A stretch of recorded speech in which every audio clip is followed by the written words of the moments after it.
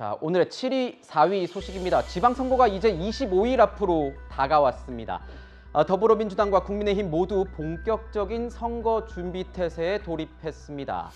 자, 4년 전 지방선거 때는요, 민주당이 17개 광역단체장 선거 중에서요, 그야말로 압승을 했다, 이런 평가가 나오고 있습니다. 민주당 당색을 뜻하는 이 파란색이 거의 지도를 덮었다고 해도 과언이 아닌데요. 자, 이번에 국민의힘 0.73% 차이긴 하지만요, 대선 그리고 민심 허니문 기간에 기세를 몰아서 반드시 서력하겠다, 이런 모양새인데 평론가님 보시기엔 어떻습니까? 대선 어떤 기세가 이번 지방선거에서는 먹힐까요? 네, 그대로 이어지는 측면이 좀 많이 있을 거라고 봅니다. 시간적으로도 여유가 그렇게 많지 않은 그런 상황이기 때문에, 그래서 그대로 이어질 가능성이 높다라고 하는 것이고, 묘하게도 그러면 그 사이에 불거져 있는 각 당의 악재가 될 수 있는 부분들이 선거에 영향을 끼칠 수 있거든요. 근데 제가 봤을 때는 그 전래동화 있습니다. 의 좋은 형제라고. 의 좋은 형제요? 볕단을 서로 이제 어떤 형이 동생이 걱정에 대해서 볕단을 집에 날라줬는데 자기네 집 볕단은 안 줄어들고 동생 볕단도 안 드러나고 있더라. 왜 그렇게 됐었죠? 그래서 이제 계속 왔다 갔다 하다 보니까 어느 날 밤에 마주친 겁니다. 서로 형제간에 볕단을 나눠주고 있었기 때문에. 서로 한 거군요. 네, 그렇다면 이제 민주당의 검수완박 추진 같은 경우는 국민의힘 쪽으로 볕단을 나눠준 것이고, 국민의힘이 최근 인사청문회 관련 논란이라든지 무리한 대통령 집무실 이전이라든지 이런 것들은 거꾸로 민주당에게 볕단을 나눠준 거거든요. 이걸 봤을 때는 지난 대선에 바뀐 구도가 그대로 갈 공산이 좀 높아 보이고요. 다만 저는 두 가지 변수가 있다고 보는 게 세대적인 건데요. 20대 같은 경우가 지방선거에서는 좀 투표율이 낮아질 수밖에 없습니다. 왜 그렇습니까? 동네 정주의식이라든지 이런 것들이 높지 않기 때문에, 네. 제가 그런 동네에서 이제 기초의원을 해봐서 제가 알고 있는데 대선 때 투표율하고 지방선거 투표율이 굉장히 크게 차이가 나거든요. 네. 그것이 어느 당에게 유리하고 불리할 건지 이게 좀 변수가 될 것 같고요. 그리고 지난 대선 때 이건 민주당 입장에서 좀 좋아할 만한 일일 수도 있는데, 지난 대선 때 40대 투표율이 50대에 비해서 많이 낮은 편이었습니다. 근데 이제 유추를 해보면 그 사람들이 좀 더 투표를 했다면 그나마 민주당 쪽으로 갔을 가능성이 있다는 거죠. 그러면 이제 그쪽을 얼마나 끌어낼 수 있을까, 이게 또 그나마 남아있는 변수가 아닌가, 그렇게 전망을 해봅니다. 그렇군요. 제가 지금 바로 자막을 넣을 수 있다면 김수민 평론가 땡땡 의 좋은 형제 이렇게 달고 싶은데 권한이 없군요, 지금은. 자, 이번 지방선거에서요, 최대 승부처로 꼽히는 곳 바로 이 경기도입니다. 이재명 고문의 정치적 텃밭인 경기도를 사수하려는 이 민주당의 김동연 후보와 이를 탈환하려는 국민의힘 김은혜 후보가 치열한 대결을 벌이고 있습니다.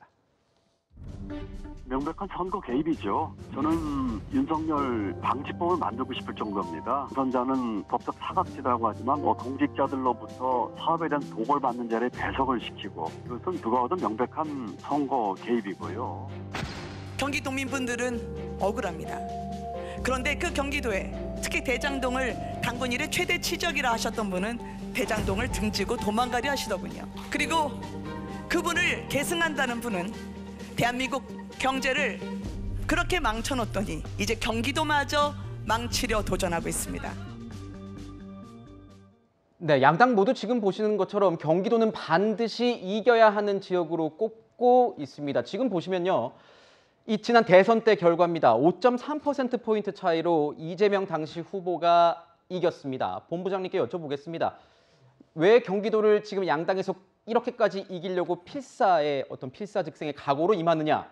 결국 이재명 고문 때문입니까? 어떤 이유가 있습니까? 아니, 지난번 대선 때 그 선거 개표 방송을 지켜보신 분들은 알지만 경기도가 이 면적이나 인구 그리고 그 경제력에 있어서도 서울 못지않고 오히려 서울보다 비중이 더 있는 곳이라고 할 정도로, 경기도는 과거에부터 지금까지 분도 얘기가 나올 만큼 굉장히 큰 메가 그 시티입니다. 하나의 그런 힘도 힘이고, 네. 또 이재명 전 경기지사에 대한 인기도가 여론조사 같은 경우를 보면 상당히 높게 나오고 있어요. 그 수치까지는 제가 말씀드릴 수가 없습니다만, 그래서 대선 때 작동했던 이른바 그 세대포 이론, 이준석 대표가 말했던 2030 세대와 60대 이상 세대가 이 포위를 한다, 그런 말이 있었지 않습니까? 그게 최근에 나온 그 여러 건의 여론조사를 보면 2030의 지지도가 생각만큼 김동연 후보에 비해서 김은혜 후보가 높지 않게 나오는 것을 분석해 볼 수가 있었어요. 따라서 국민의힘으로서도 좀 곤혹스러운 부분이 있는 겁니다. 그리고 이 승부를 계속해서 지금 접전 양상이지만 뭔가 김동연 후보의 경제부총리를 지낸 프로페셔널한 이미지가 상당히 좀 먹혀들고 있는 그런 부분도 있어서 결코 쉽지 않은 지금 선거전 양상이 지속되고 있는 거거든요.